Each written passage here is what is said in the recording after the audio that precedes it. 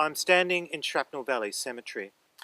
Over there is Pluggy's Plateau, the very first ridge taken by the first Anzacs to land here in April 1915. And in front of us is Shrapnel Valley.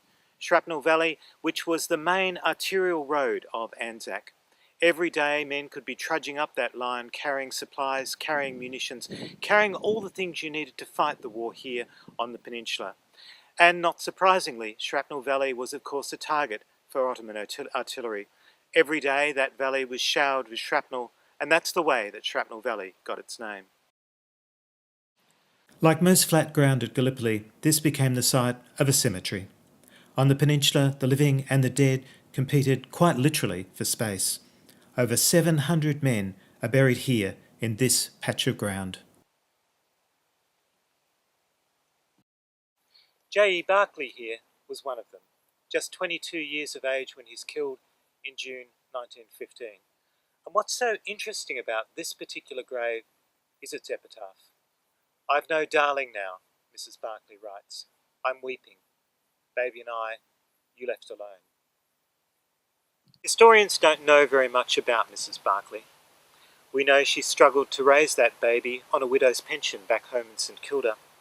We know that by the time she wrote those deeply moving words, she'd actually remarried. And we know that every one of those letters in that epitaph was both a financial as well as an emotional investment. Why?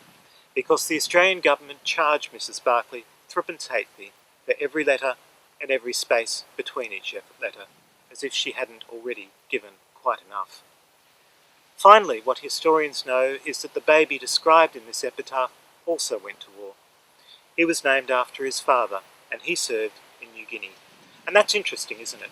Because the promise that was made that generation, that this would be the war to end all wars, was broken here.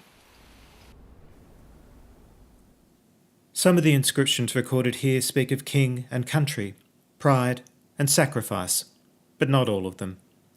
These words convey the long, unrelenting years of mourning.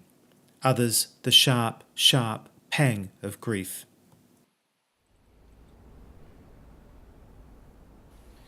Other families, and not many of them, actually do travel to Anzac. The Grimwades make the journey here in 1922, and the Grimwades are one of Australia's richest families. What do they bring with them? They bring with them this great slab of granite from their hometown to lay here in this cemetery. This rock was placed here long before the cemetery at Shrapnel Valley was completed. Their boy would not be coming home to them, but something of home was taken to him here. This module of the 100 Stories looks at the way that individuals mediated grief, the private practices, the personal gestures that sometimes, just sometimes, enabled families to come to terms with this terrible loss.